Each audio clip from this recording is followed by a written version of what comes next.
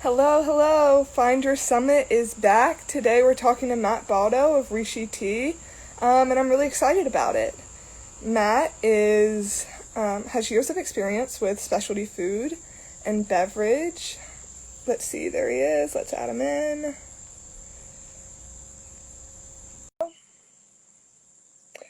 He joined us somewhat recently, earlier in the summer. Hey, there he is. What's up, Matt? Hey, there's my face. What's up? Yeah, how are you? I was I'm saying you good. joined us earlier this summer to do like a specialty tea kind of release education thing when we started selling Rishi loose leaf. Yep. But yeah, I'm excited to chat with you again today. Yeah, Uh, thanks again for having me back. Sorry to blow up the coffee feed with the tea guy, but yeah, uh, I'm excited about it though. And yeah, he is our regional sales manager is your official title. I was laughing about when we were talking about this though, putting this on with some of my coworkers. Yeah, at Summit we call you Rishi Matt because we work with a lot of different Matts, and that's just how we remember you. But yeah, yeah, there are of us. yeah, Um, cool. Well, yeah, I'm excited to talk about whatever we're about to talk about. Yeah, let's do it. yeah. We're gonna do some Find Your Summit stuff. I want to know more about you. Can you first explain a little bit about just your job and what a day in the life looks like? Yeah, sure. So as you said, my official title at Rishi Tea is the Regional Sales Manager of the South United States, which on paper doesn't sound very exciting, but it really, really is. It's a wonderful job. I get to work directly with cafes and coffee roasters and restaurants and independent retail stores, wellness centers on their tea programs. Um, Rishi certainly does have like a bigger presence in like distribution and big grocery store chains and stuff like that. That's not really something that I work on every. Beyond that, I do a lot of recipe development. I'm on an R&D team there. I do marketing in market as well. It's like everyone there does a lot of things because we're not a really big company. Um, and if you have ambition to do something, it's the kind of place that you can make that your job if you're good at it, and if you show ambition to do it. So I've been really fortunate to climb like the ladder at Rishi. I started off as just a customer service rep on the phone, placing orders, answering inquiries, stuff like that. And over the last 5 years, worked into this current role that I'm in. I live in Milwaukee, where Rishi is located, but like I said, my territory is the South United States. So before the pandemic, I was on the road quite a bit, 2 to 3 times each month, usually. So it was a pretty drastic change from what my job was like, 5, 6 months ago to what it is now. And still trying to feel connected with the people that I'm used to seeing face to face at this point, like Summit Coffee. Yeah. Yeah, no, for sure.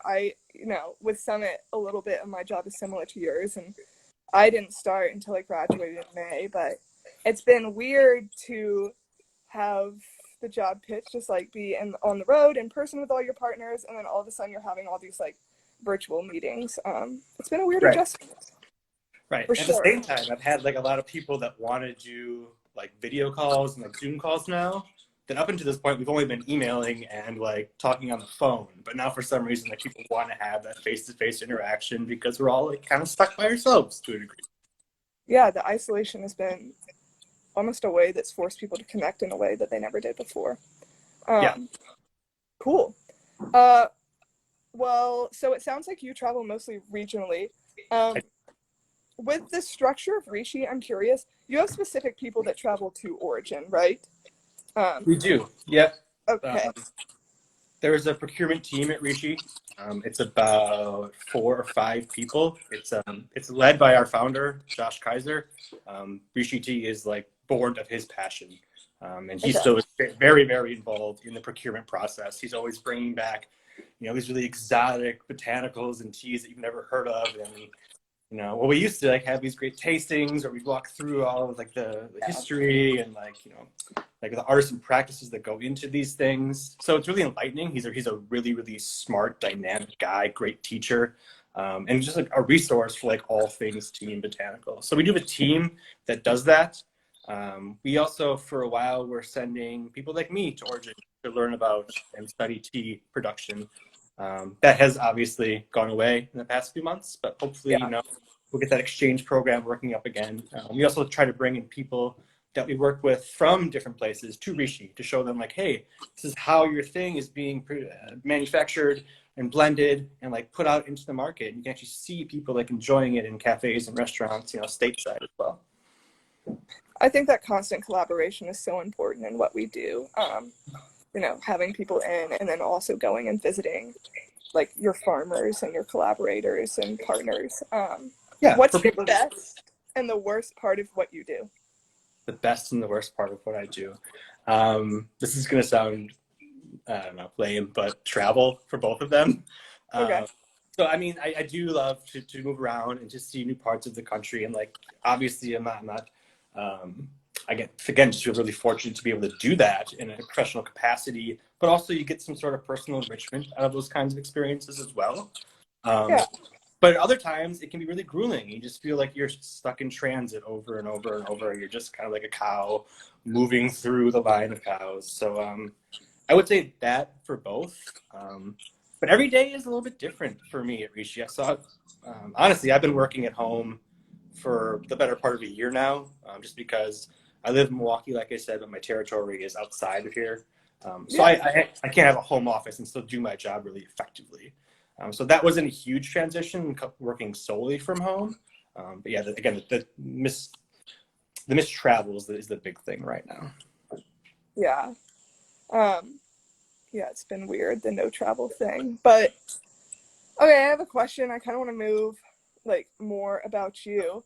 Okay. I think I was talking to friends the other day. One of my friends is from Great Britain, and he was saying it's weird how in America we have this way of really tying our identity to our professional lives. And so, like, for example, I mentioned this isn't really like, you know, this has more to do with the fact that we work with a lot of Matts, but like, we refer to you as Rishi Matt.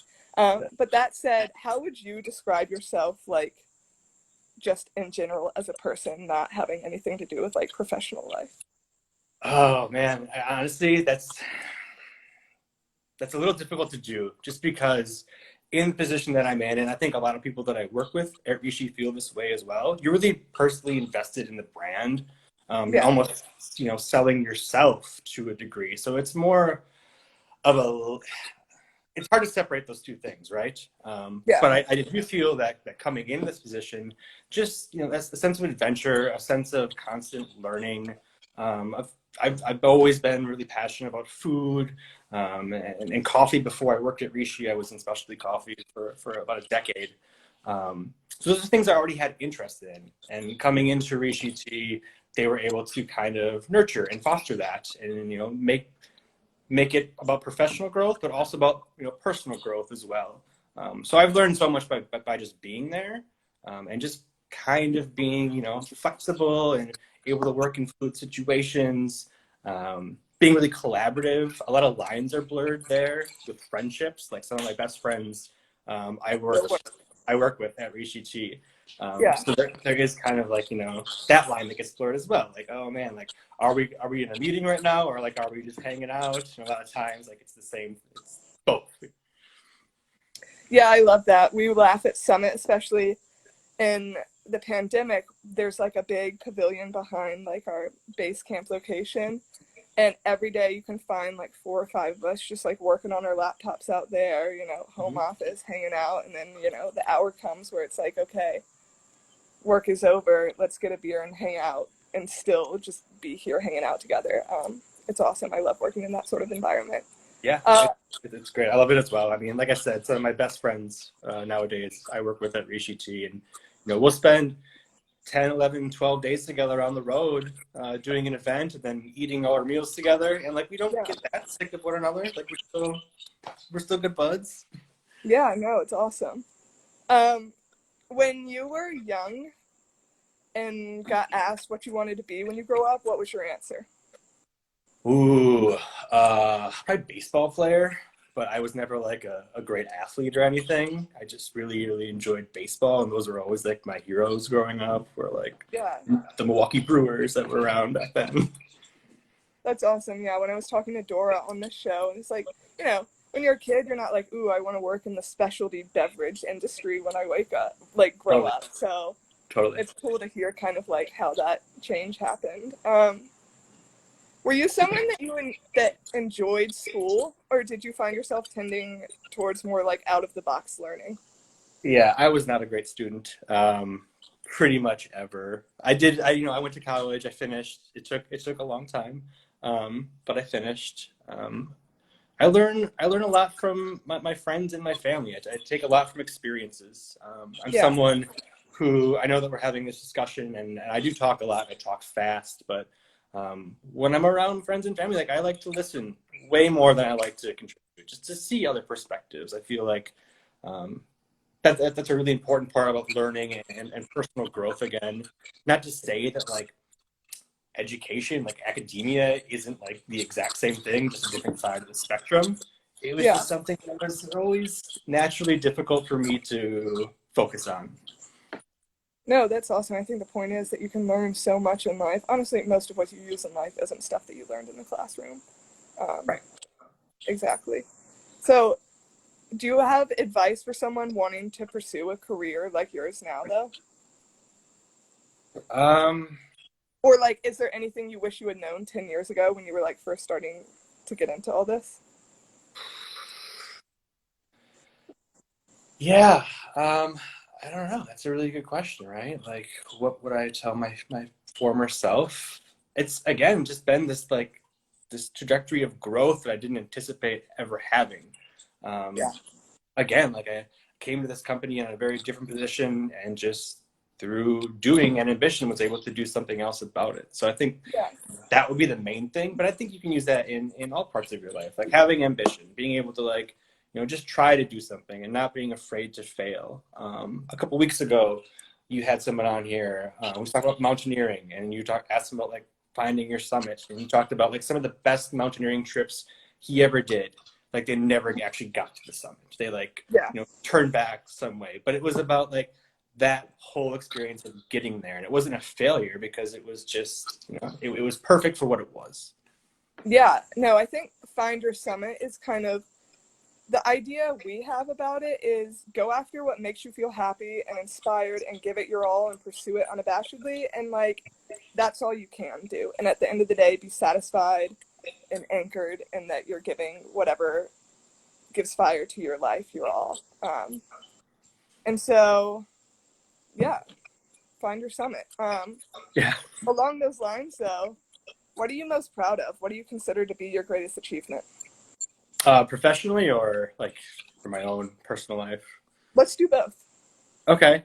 I think personally, it's easy. I have a wonderful 7-year-old son. I mean, I'm not taking credit for the way that he is 100%, but as far Yeah. as like things that I've put out there in the world, hands down, like the best.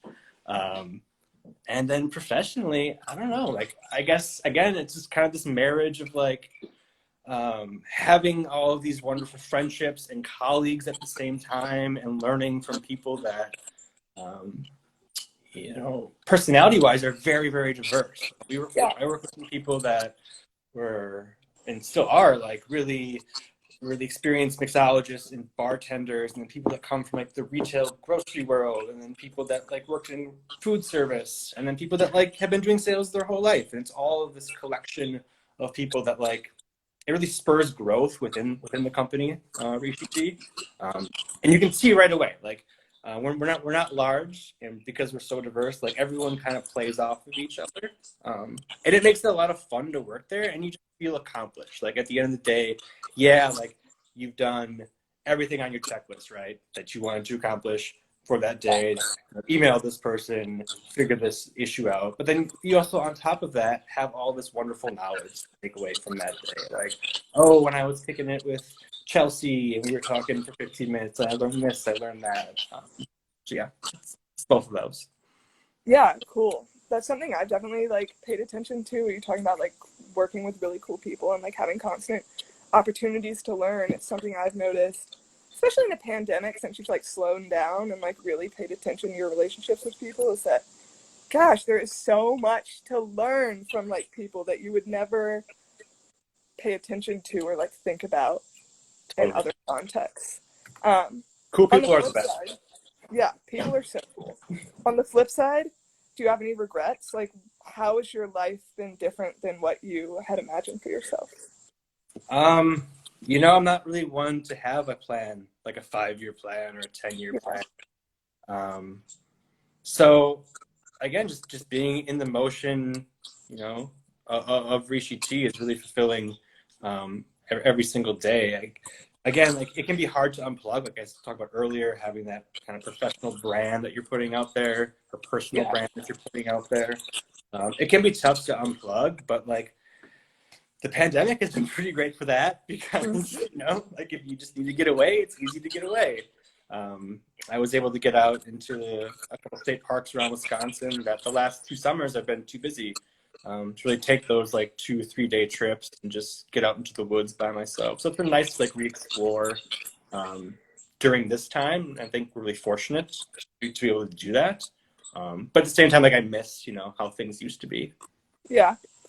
Um, I want to talk about your woods adventures.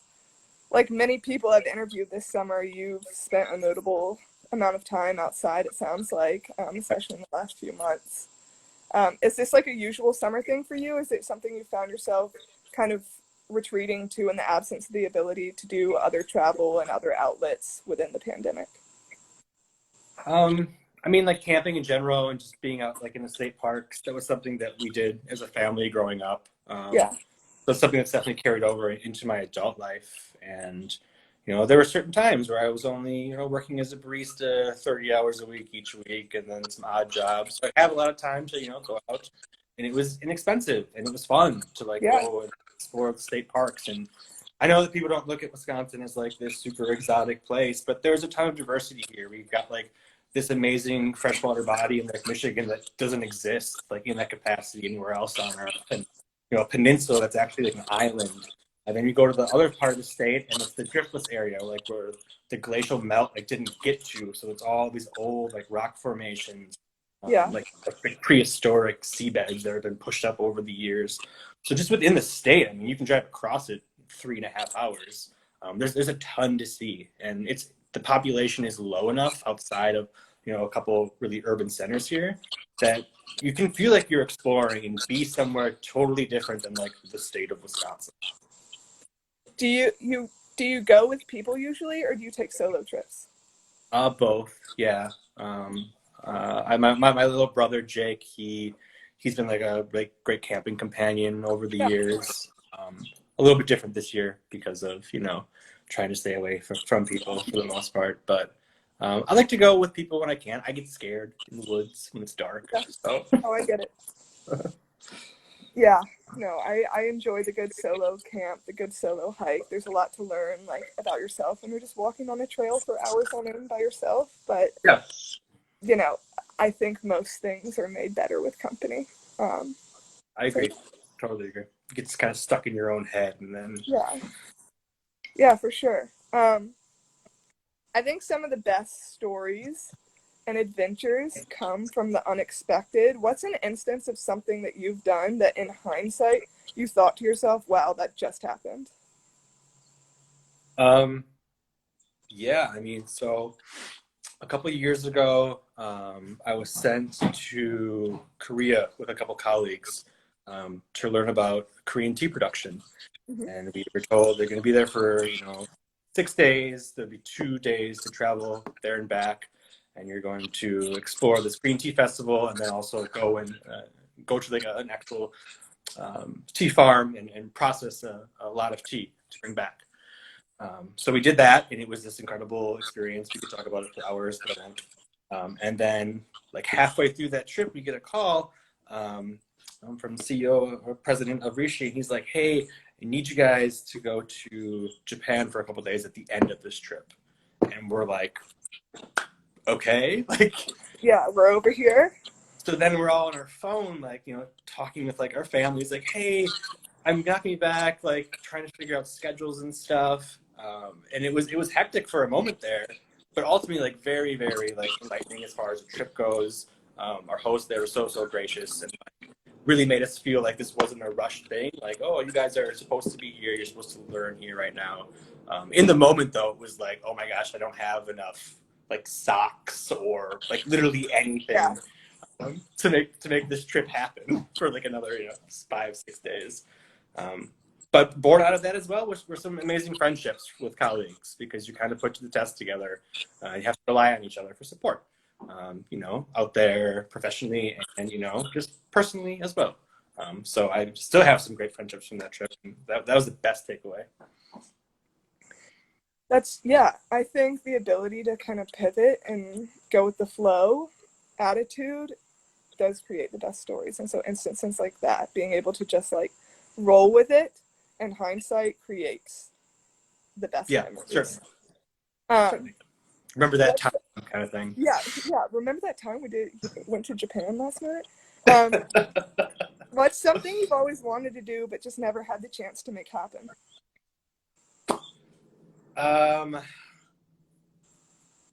I've always wanted to have a chance to make happen. So I've always wanted a motorcycle because my family, my dad's side of the family, they grew up. Harley Davidson's the big thing in Milwaukee, and they were all Harley riders. It was always Yeah, like around family. And then a few years ago, I actually had like the cash saved up, and I was like actively looking at bikes. Um, and something, life events happened, and I wasn't able to use that money the way I wanted to. So it's always been something that's been on the back of my mind, like, oh, getting a motorcycle, that freedom of riding like by yourself and just kind of yeah. being your own person on the open road. I don't know, for whatever reason, that's always been really appealing to me. So it's an opportunity that I've never had until yesterday when I bought a motorcycle. Yes, the alluring idea comes to see fruition. That's awesome. Right. Um, So now I just gotta learn how to ride it, and we'll be good to go. yeah, I was gonna say you've got a couple nice months of good weather left. Get out there. Mm-hmm. Cool. You've mentioned your family a couple times. I know you have a son, but I wanted to touch more on your family and upbringing far before the time that he was in the picture. Are you close with your family? Do you find yourself kind of identifying more with a chosen family? We're a pretty small family and not exceptionally close, but we all get along really well. We know that we're there for each other. I have a younger brother, younger sister, my mom and dad, a couple of aunts and uncles, and then a couple of grandparents. That's pretty much it for the extended family. So we're all small. We do keep to ourselves, but again, like when we need something, like they're there for you. They're there to support you. Like I know my sister is watching right now, and we haven't talked, in a few weeks, and it's just nice to have like to know that they're there and that they're not like overbearingly there. With my own family though, so my son, his mother, we co-parent together. We don't live together, but we get along so well um, that it's like any family that would live together. Yeah, Having a son, everyone will say that it's about like I learned about responsibility and I learned about patience, and that is true. Like certainly you do learn those things, but there are just so many like I don't know more deep character deep characteristic driven answers about those things. Like something that I've really learned from having a son is that like you got to plan stuff, and I'm not a planner typically, right? But like if you roll to the zoo and you don't have like backup everything, like your zoo trip is gonna suck. So like that's something that I've really like pulled from having this toddler experience and this young child experience now is there like whenever I'm going anywhere I got like the bug spray, I got the Kleenex, extra water, snacks, and that's yeah, helped me out, I guess, in some instances. yeah. Super dad. At Summit, we've been doing these School of Innovation classes. It's been referenced other places, but this Mm-hmm. week's class kind of focused on storytelling, and that's something I've been thinking about a lot this week. And it's clearly where my mind is. Um, are there any funny stories that your family or friends would tell about you? Oh, I don't know. I don't know about that. Would they tell funny stories about me? Probably. I don't know.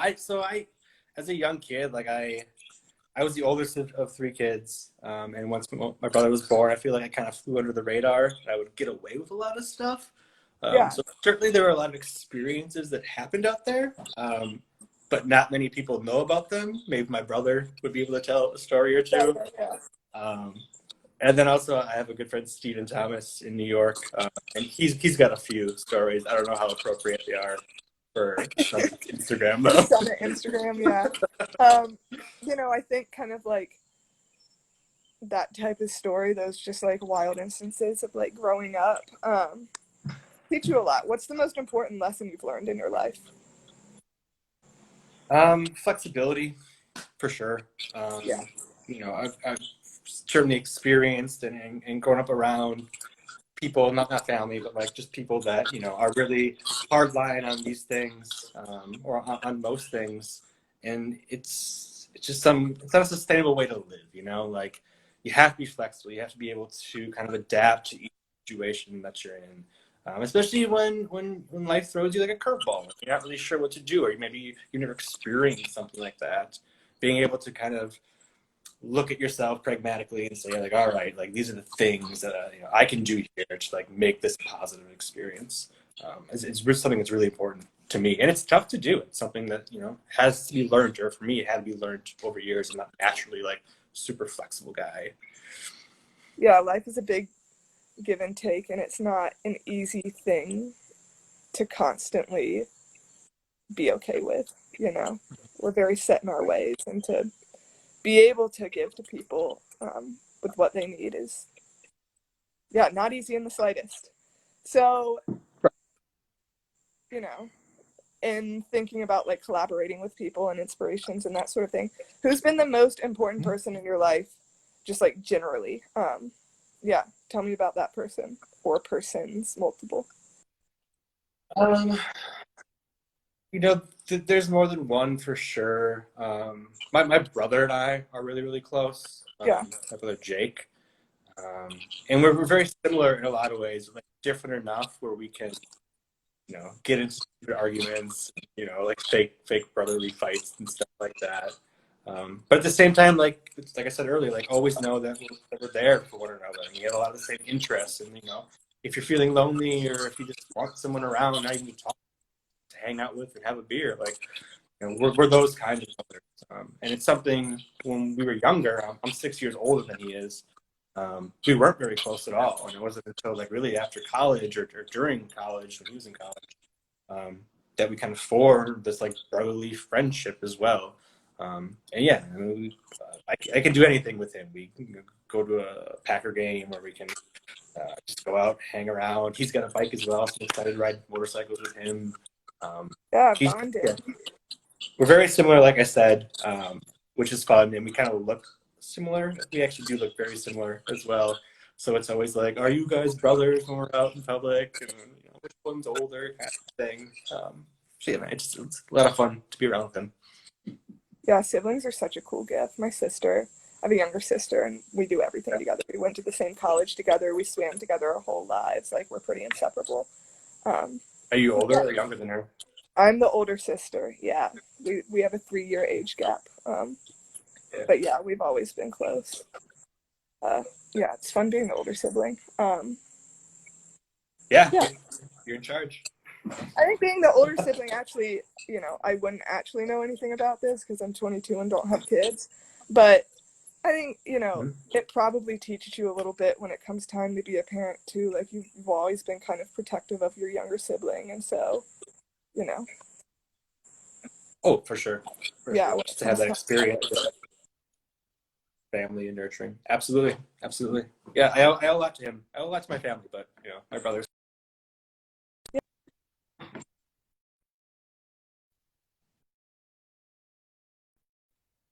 think you cut out. I can't hear you. Can you hear me? Got it. Let's see. Oh, Are we good?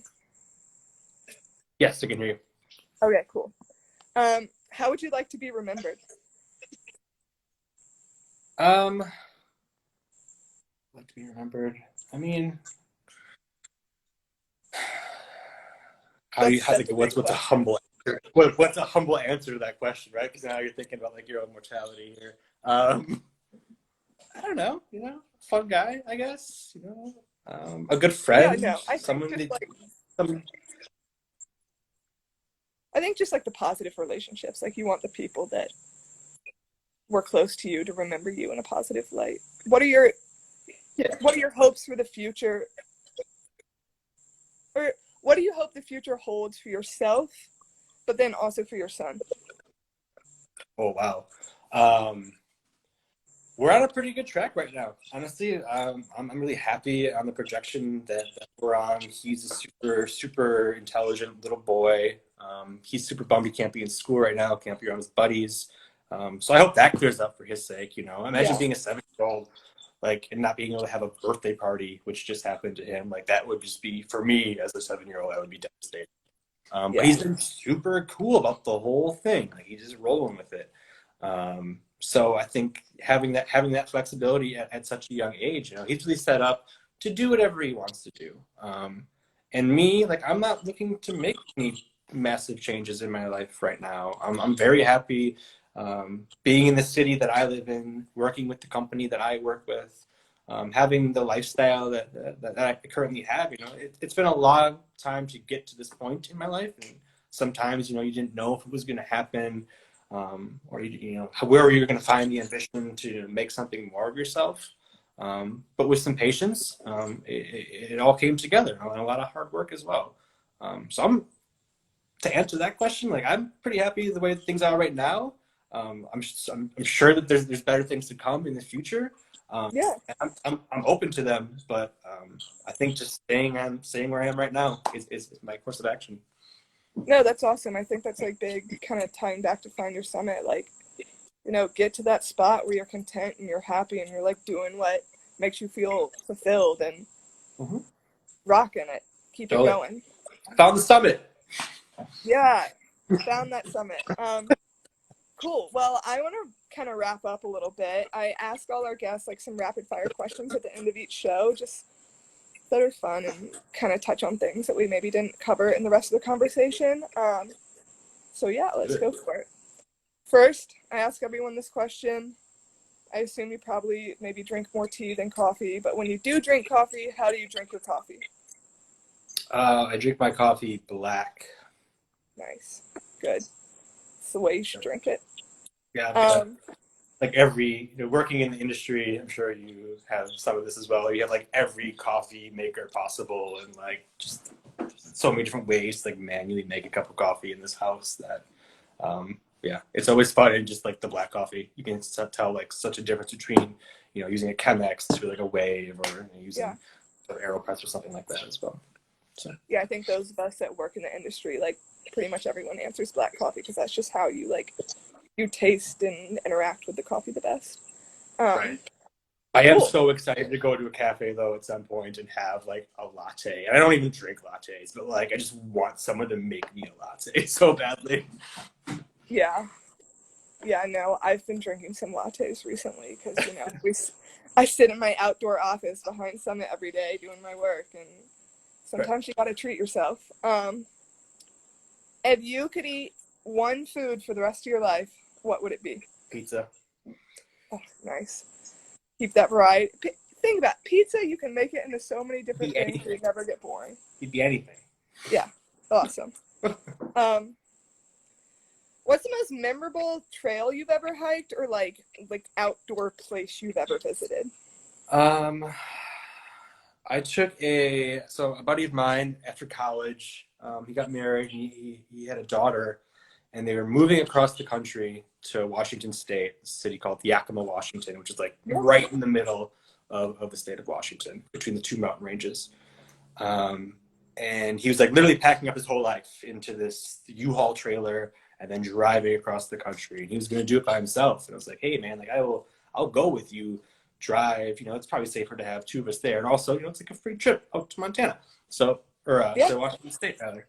So we got in the truck. His wife and his daughter flew, met their parents in Yakima, and then we started this journey from Milwaukee to Yakima. We actually ended up in Seattle, but Yakima was the destination, and we drove 25 hours straight to like Missoula, Montana. And we're like, Yeah. hey, we've got like a bunch of extra time here. They're not expecting us for like 3 more days. Why don't we hang out in Montana and try to find something to do? So we went to an REI and we asked the cashier, like, hey, you know any like cool places to go, like Yeah. around this area, Missoula? And the guy behind us in line just happened to be like some park ranger was listing off, oh, you can go here, you can do this, you can do that. And you go into the woods, and then you got a portage or whatever. And he's like, at the end, he's like, what are you driving? We're like, oh, we're driving this like 26-foot U-Haul trailer. He's like, oh, well, you can't do any of that then. And he gave us this other spot to go to. And it's down this windy road, and it was right on the Clark Fork River. It was kind of like a public land that you could use, but there was nothing else around it. And we spent 2 days there, just on the river. We climbed some like smaller foothills, just kind of were out in the woods. And it was like one of the last times that we were together. We were good friends all through college, but that Yeah. move was a lot of distance put between people, especially we were both having new families at the same time, and you lose Yeah. touch with people. So that I look at that like as a really positive and like great farewell kind of thing. Not that I don't talk to this guy Caleb anymore, but it was just like that was like kind of like our last big thing, at least for that time of our lives. That's huge. I love that story. Because of the spur of the moment thing. Like one thing I've learned in, in our type of work where we are like sales reps basically and like work with a bunch of different people, you can meet wild people everywhere that have great stories and places to share. Oh yeah, Yeah. it's it's a cliche to say, but like if you just put it out there so many times, like something will come back to you. It Yeah, just the universe has a way of like circling back around. it's weird. We've been watching the Cosmos a lot lately, so like we're deep into like physical universe, atomic makeups of stuff. It's Yeah. getting weird over here. Yeah. Um, good quarantine activities. Um, Music or movies? Um, music or movies? Like if you could just have one for the rest of your life. Yeah. I'm gonna say movies because they also have music in them, so it's kind of like a twofer. Ooh, good call. I didn't think about that. Okay. If you were a movie character from a famous film, who would you be? Um, I would be Willem Dafoe from The Life Aquatic. Good answer. I'm B Um, team leader. yeah. Okay. Scuba dive. Oh, scuba Go dive. for I it. don't have any ambition to skydive, like ever. Okay. Yeah, heights is a bit of a thing for me, which is like happened in my later years in life. I like as a kid didn't have that kind of fear, but now I don't know. Yeah, not your jam. There. Um, cool. Fill in the blank. This one I ask everyone and I love hearing the answers to it. Happiness is. Um, happiness is oh, I don't know. Happiness is so many things. I mean, it's Yeah, no, that's fair. it can come from anywhere, So I guess happiness is so many things. Happiness is so many things. Be open to it. Comes from the wildest, most unexpected places.